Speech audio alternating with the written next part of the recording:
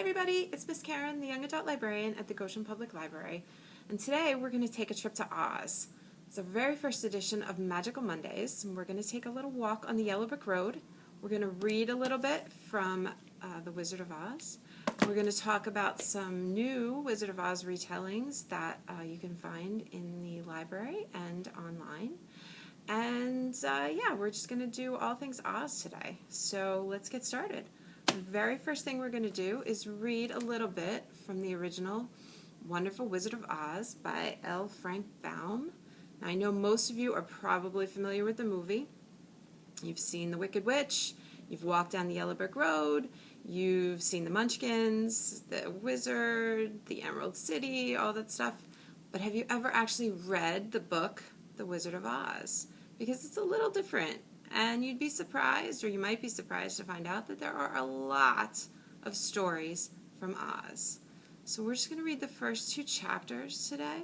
If you're interested in reading more, you can check our edition out from the library. But let's see what the wizard has to say. In this book, we have a map at the beginning of all of the different parts of Oz, because there are lots of different countries in Oz, as I'm sure most of you know. We've got Munchkin Country, Gillikin Country, Winky Country, Quadling Country, and of course the ever popular Emerald City. So let's see. Chapter 1, The Cyclone. Dorothy lived in the midst of the great Kansas prairies with Uncle Henry, who was a farmer, and Aunt Em, who was a farmer's wife. Their house was small, for the lumber to build it had to be carried by wagon many, many miles. There were 4 walls, a floor, and a roof, which made one room, and this room contained a rusty-looking cooking stove, a cupboard for the dishes, a table, 3 or 4 chairs, and the beds. Uncle Henry and Aunt Em had a big bed in the corner, and Dorothy a little bed in another corner. There was no garret at all, and no cellar, except a small hole dug in the ground called a cyclone cellar, where the family could go in case one of those great whirlwinds arose, mighty enough to crush any building in its path. It was reached by a trap door in the middle of the floor, from which a ladder led down into a small dark hole. When Dorothy stood in the doorway and looked around, she could see nothing but the great gray prairie on every side. Not a tree nor a house broke the broad sweep of flat country that reached to the edge of the sky in all directions. The sun had baked the plowed land into a gray mass with little cracks running through it. Even the grass was not green, for the sun had burned the tops of the long blades until they were the same gray color to be seen everywhere. Once the house had been painted, but the sun blistered the paint and the rains washed it away, and now the house was as dull and gray as everything else. When Auntie Em came there to live, she was a young, pretty wife. The sun and wind had changed her too. They had taken the sparkle from her eyes and left them a sober gray. They had taken the red from her cheeks and lips, and they were gray also. She was thin and gaunt, and never smiled now. When Dorothy, who was an orphan, first came to her, Aunt Em had been so startled by the child's laughter that she would scream and press her hand upon her heart whenever Dorothy's merry voice reached her ears. And she still looked at the little girl with wonder that she could find anything to laugh at. Uncle Henry never laughed. He worked hard from morning till night and did not know what joy was. He was gray also, from his long beard to his rough boots, and he looked stern and solemn and rarely spoke. It was Toto that made Dorothy laugh, and saved her from growing as gray as her other surroundings. Toto was not gray. He was a little black dog with long silky hair and small black eyes that twinkled merrily on either side of his funny wee nose. Toto played all day long, and Dorothy played with him, and loved him dearly. Today, however, they were not playing. Uncle Henry sat upon the doorstep and looked anxiously at the sky, which was even grayer than usual. Dorothy stood in the door with Toto in her arms and looked at the sky too. Aunt Em was washing the dishes. From the far north they heard a low wail of the wind, and Uncle Henry and Dorothy could see where the long grass bowed in waves before the coming storm. There now came a sharp whistling in the air from the south, and as they turned their eyes that way, they saw ripples in the grass coming from that direction also. Suddenly Uncle Henry stood up. "There's a cyclone coming, Em," he called to his wife. I'll go look after the stock." Then he ran toward the sheds where the cows and horses were kept. Aunt Em dropped her work and came to the door. One glance told her of the danger close at hand. "Quick, Dorothy!" she screamed. "Run for the cellar!" Toto jumped out of Dorothy's arms and hid under the bed, and the girls started to get him. Aunt Em, badly frightened, threw open the trapdoor in the floor and climbed down the ladder into the small dark hole. Dorothy caught Toto at last and started to follow her aunt. When she was halfway across the room, there came a great shriek from the wind, and the house shook so hard that she lost her footing and sat down suddenly upon the floor. Then a strange thing happened. The house whirled around 2 or 3 times and rose slowly through the air. Dorothy felt as if she were going up in a balloon. The north and south winds met where the house stood and made it the exact center of the cyclone. In the middle of a cyclone, the air is generally still, but the great pressure of the wind on every side of the house raised it up higher and higher until it was at the very top of the cyclone, and there it remained and was carried miles and miles away as easily as you could carry a feather. It was very dark, and the wind howled horribly around her, but Dorothy found she was riding quite easily. After the first few whirls around, and one other time when the house tipped badly, she felt as though she were being rocked gently, like a baby in a cradle. Toto did not like it. He ran about the room, now here, now there, barking loudly. But Dorothy sat quite still on the floor and waited to see what would happen. Once Toto got too near to the open trapdoor and fell in, and at first the little girl thought she had lost him, but soon she saw one of his ears sticking up through the hole, for the strong pressure of the air was keeping him up so that he could not fall. She crept to the hole, caught Toto by the ear, and dragged him into the room again, afterward closing the trap door so that no more accidents could happen.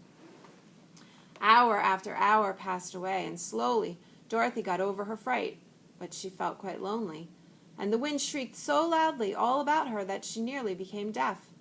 At first she had wondered if she would be dashed to pieces when the house fell again, but as the hours passed and nothing terrible happened, she stopped worrying and resolved to wait calmly and see what the future would bring. At last she crawled over the swaying floor to her bed and lay down upon it, and Toto followed and lay down beside her. In spite of the swaying of the house and the wailing of the wind, Dorothy soon closed her eyes and fell fast asleep. Chapter 2. The Council with the Munchkins. She was awakened by a shock, so sudden and severe that if Dorothy had not been lying on her soft bed, she might have been hurt. As it was, the jar made her catch her breath and wonder what had happened, and Toto put his cold little nose into her face and whined dismally. Dorothy sat up and noticed that the house was not moving, nor was it dark, for the bright sunshine came in at the window, flooding the little room. She sprang from her bed, and with Toto at her heels, ran and opened the door. The little girl gave a cry of amazement and looked about her, her eyes growing bigger and bigger at the wonderful sights she saw. The cyclone had set the house down very gently, for a cyclone, in the midst of a country of marvelous beauty. There were lovely patches of greensward all about, with stately trees bearing rich and luscious fruits. Banks of gorgeous flowers were on every hand, and birds with rare and brilliant plumage sang and fluttered in the trees and bushes. A little way off was a small brook, rushing and sparkling along between green banks, and murmuring in a voice very grateful to a little girl who had lived so long on the dry, gray prairies. While she looked eagerly at the strange and beautiful sights, she noticed coming toward her a group of the funniest people she had ever seen. They were not as big as the grown folks she had always been used to, but neither were they very small. In fact, they seemed about as tall as Dorothy, who was a well-grown child for her age, although they were, so far as looks go, many years older. 3 were men and 1 a woman, and all were oddly dressed. They wore round hats that rose to a small point a foot above their heads, with little bells around the brims that tinkled sweetly as they moved. The hats of the men were blue, and the little woman's hat was white, and she wore a white gown that hung in pleats from her shoulders. Over it were sprinkled little stars that glistened in the sun like diamonds. The men were dressed in blue, of the same shade as their hats, and wore well-polished boots with a deep roll of blue at the top. The men, Dorothy thought, were about as old as Uncle Henry, for 2 of them had beards. But the little woman was doubtless much older. Her face was covered with wrinkles, Her hair was nearly white, and she walked rather stiffly. When these people drew near the house where Dorothy was standing in the doorway, they paused and whispered among themselves, as if afraid to come farther. But the little old woman walked up to Dorothy, made a low bow, and said in a sweet voice, "You are welcome, most noble sorceress, to the land of the Munchkins. We are so grateful to you for having killed the Wicked Witch of the East and for setting our people free from bondage." Dorothy listened to this speech with wonder. What could the little woman possibly mean by calling her a sorceress and saying she had killed the Wicked Witch of the East? Dorothy was an innocent, harmless little girl who had been carried by a cyclone many miles from home, and she had never killed anything in all of her life. But the little woman evidently expected her to answer, so Dorothy said with hesitation, "You are very kind, but there must be some mistake. I have not killed anything." "Your house did, anyway," replied the little old woman with a laugh, "and that is the same thing. See," she continued, pointing to the corner of the house, "there are her 2 toes, still sticking out from under a block of wood." Dorothy looked and gave a little cry of fright. There indeed, just under the corner of the great beam the house rested on, 2 feet were sticking out, shod in silver shoes with pointed toes. "Oh dear," cried Dorothy, clasping her hands together in dismay. "The house must have fallen on her. Whatever shall we do?" "There is nothing to be done," said the little woman calmly. "But who was she?" "She was the Wicked Witch of the East, as I said," answered the little woman. "She has held all the Munchkins in bondage for many years, making them slave for her night and day. Now they are all set free, and grateful to you for the favor." "Who are the Munchkins?" inquired Dorothy. "They are the people who live in this land of the East, where the Wicked Witch ruled." "Are you a Munchkin?" asked Dorothy. "No, but I am their friend, although I live in the land of the North. When I saw the Witch of the East was dead, the Munchkins sent a swift messenger to me, and I came at once. I am the Witch of the North." "Oh, gracious!" cried Dorothy. "Are you a real witch?" "Yes, indeed," answered the woman. "But I am a good witch, and the people love me. I am not as powerful as the Wicked Witch who has ruled here, or I should have set the people free myself." "But I thought all witches were wicked," said the girl, who was half frightened at facing a real witch. "Oh, no, that is a great mistake. There are only 4 witches in all the land of Oz, and 2 of them, those who live in the North and the South, are good witches. I know this is true, for I am one of them myself, and cannot be mistaken. Those who dwelt in the East and the West were indeed wicked witches, but now that you have killed one of them, there is but one wicked witch in all the land of Oz, the one who lives in the West." "But," said Dorothy after a moment's thought, "Aunt Em told me that all the witches were dead, years and years ago." "Who is Aunt Em?" inquired the little old woman. "She is my aunt who lives in Kansas, where I come from." The Witch of the North seemed to think for a time, with her head bowed and her eyes upon the ground. Then she looked up and said, "I do not know where Kansas is, for I have never heard that country mentioned before. But tell me, is it a civilized country?" "Oh, yes," replied Dorothy. "Then that accounts for it. In the civilized countries, I believe, there are no witches left, nor wizards, nor sorceresses, nor magicians. But you see, the land of Oz has never been civilized, for we are cut off from the rest of the world. Therefore, we still have witches and wizards among us." "Well, who are the wizards?" asked Dorothy. "Well, Oz himself is a great wizard," answered the witch, sinking her voice to a whisper. "He is more powerful than all of the rest of us together. He lives in the City of Emeralds." Dorothy was going to ask another question, but just then the Munchkins, who had been standing silently by, gave a loud shout and pointed to the corner of the house where the Wicked Witch had been lying. "What is it?" asked the old woman, and looked and began to laugh. The feet of the dead witch had disappeared entirely, and nothing was left but the silver shoes. "She was so old," explained the Witch of the North, "that she dried up quickly in the sun. That is the end of her, but the silver shoes are yours, and you shall have them to wear." She reached down, picked up the shoes, and after shaking the dust out of them, handed them to Dorothy. "The Witch of the East was proud of these silver shoes," said one of the Munchkins, "and there is some charm connected with them, but what it is we never knew." Dorothy carried the shoes into the house and placed them on the table. Then she came out again to the Munchkins and said, "I am anxious to get back to my aunt and uncle, for I am sure they will worry about me. Can you help me find my way?" The Munchkins and the witch first looked at one another, and then at Dorothy, and then shook their heads. "At the east, not far from here," said one, "there is a great desert, and none could live to cross it." "It is the same at the south," said another, "for I have been there and seen it. The south is the country of the Quadlings." "I am told," said the third man, "that it is the same at the west, and that country where the Winkies live is ruled by the Wicked Witch of the West, who would make you her slave if you passed her way."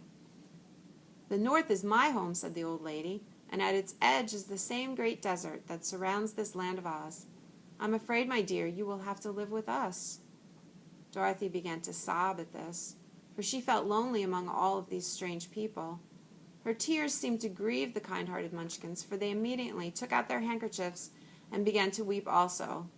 As for the little old woman, she took off her cap and balanced the point on the end of her nose, while she counted 1, 2, 3 in a solemn voice, and at once the cap changed to a slate, on which was written in big white chalk marks, "Let Dorothy go to the City of Emeralds." The little old woman took the slate from her nose, and having read the words on it, asked, "Is your name Dorothy, my dear?" "Yes," answered the child, looking up and drying her tears. "Then you must go to the City of Emeralds. Perhaps Oz will help you." "Where is this city?" asked Dorothy. "Oh, it is exactly in the center of the country, and is ruled by Oz, the great wizard I told you of." "Is he a good man?" inquired the girl anxiously. "He is a good wizard. Whether he is a man or not, I cannot tell, for I have not seen him." "How can I get there?" asked Dorothy. "You must walk. It is a long journey through a country that is sometimes pleasant and sometimes dark and terrible. However, I will use all the magic arts I know of to keep you from harm." "Won't you go with me?" pleaded the girl, who had begun to look upon the old woman as her only friend. "No, I cannot do that," she replied. "But I will give you my kiss, and no one will dare injure a person who has been kissed by the Witch of the North." She came close to Dorothy and kissed her gently on the forehead. Where her lips touched the girl, they left a round, shining mark, as Dorothy found out soon after. "The road to the City of Emeralds is paved with yellow brick," said the witch, "so you cannot miss it. When you get to Oz, do not be afraid of him, but tell your story and ask him to help you. Goodbye, my dear."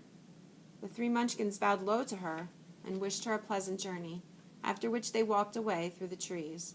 The witch gave Dorothy a friendly little nod, whirled around on her left heel 3 times, and straightway disappeared, much to the surprise of little Toto, who barked after her loudly enough when she had gone, because he had been afraid to even growl while she stood by.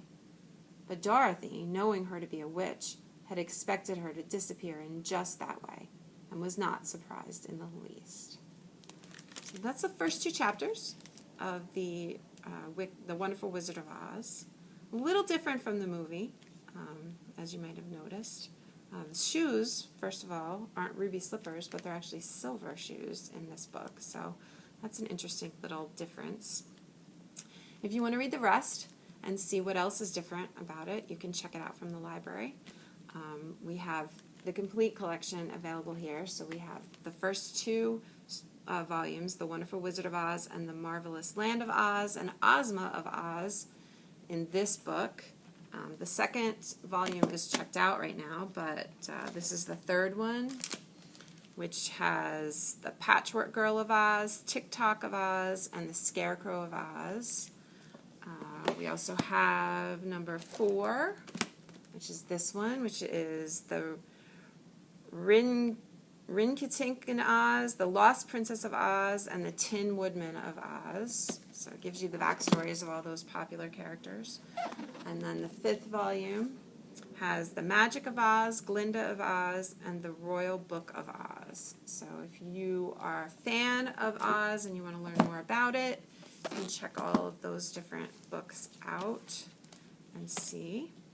Now, Oz has been retold in YA fiction many times and in adult fiction many times. So I'm going to share with you a few of the different series that we have here at the library that you could read about Oz. The first one is called Dorothy Must Die.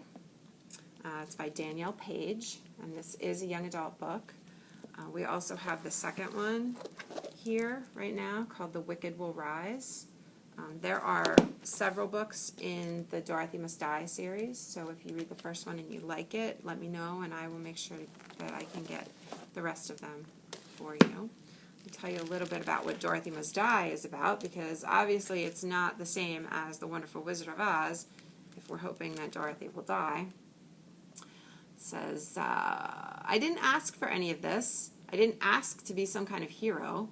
But when your whole life gets swept up by a tornado, taking you with it, you have no choice but to go along, you know? Sure, I've read the books. I've seen the movies. I know the song about the rainbow and the happy little bluebirds. But I never expected Oz to look like this.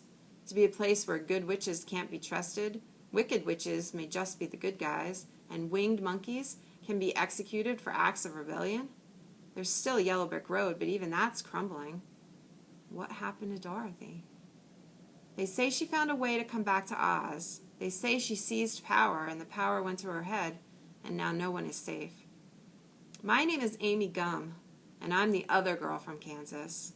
I've been recruited by the Revolutionary Order of the Wicked.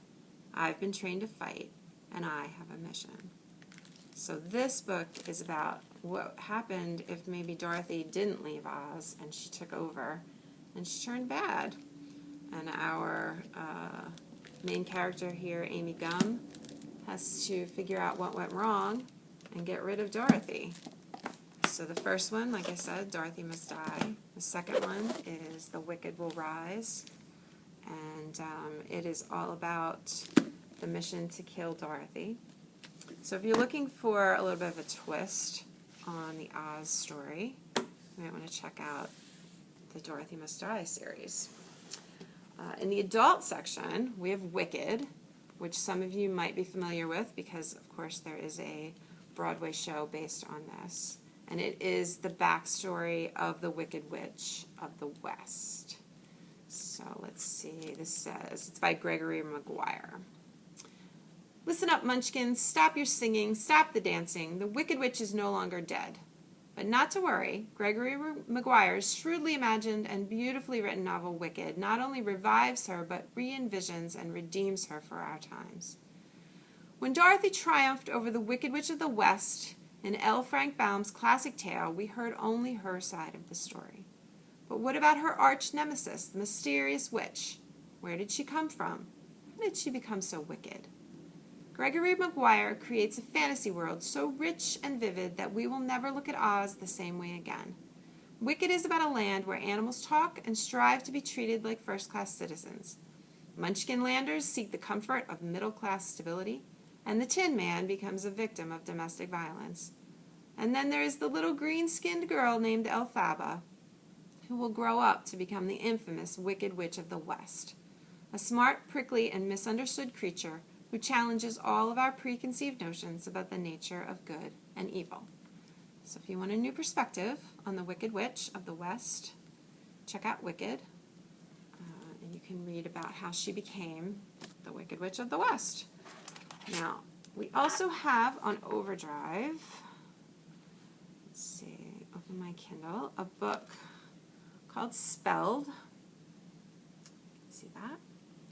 Spelled is by Betsy Shao, and it's part of the Storymakers series. And the Storymakers series combines a whole bunch of different fairy tales and stories, kind of mashes them all together. So the Wizard of Oz is not the only element to this one, but Spelled focuses on the Wizard of Oz. So let me tell you about that one. Somewhere over the rainbow, all spells are about to break loose. Fairy tale survival rule number 32. If you find yourself at the mercy of a wicked witch, sing a romantic ballad and wait for your Prince Charming to save the day. Yeah, no thanks. Dorothea is completely princed out. Sure, being the crowned princess of Emerald has its perks, like Glenda original ball gowns and Hans Christian Louboutin heels, but a forced marriage to the not-so-charming Prince, Cato, is so not what Dorothea had in mind for her enchanted future. Talk about unhappily ever after. Trying to fix her prince problem by wishing on a cursed star royally backfires, leaving the kingdom in chaos and her parents stuck in some place called Kansas. Now it's up to Dorothea and her pissed-off prince to find the mysterious Wizard of Oz and undo the curse before it releases the wickedest witch of all and spells the end for the world of story. So if you want to check out Spelled, it's available on Overdrive. You can get it on any e-reader. And there are 2 more books in the Storymaker series, Wanted and Banished, which we are going to talk about a little bit later in our Magical Mondays series, because there are elements from Robin Hood and other stories that we're going to talk about. But the first one, Spelled, focuses on the Wizard of Oz, so I thought you might want to check that one out. Now there are lots of other books that were written that take elements from the Wizard of Oz that I'd be happy to give you some more information about. So if these aren't enough for you and you want more, let me know and I can give you a list of some other ones and help you find those in other ways. But these are the ones that we have here at the library, so if you want to read any of them, give me a call, go online, place a hold. I'm happy to find them for you. I hope you enjoyed our trip to Oz, and I hope you come back in a couple of weeks when we are going to be going to Wonderland. So if you're an Alice fan, make sure you tune in to our next Magical Mondays so you can hear all about Wonderland and the different stories that came from Wonderland. Have a great week. Make sure you pick up your souvenir bag if you have time. Make sure you tune in for Sandra's Stuck on a Stitch, where she's going to show you how to crochet something very special from the Wizard of Oz.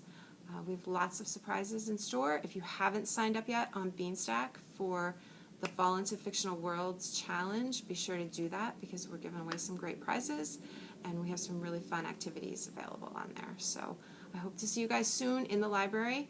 Come in, say hi, and take a trip to Oz if you get a chance. Bye.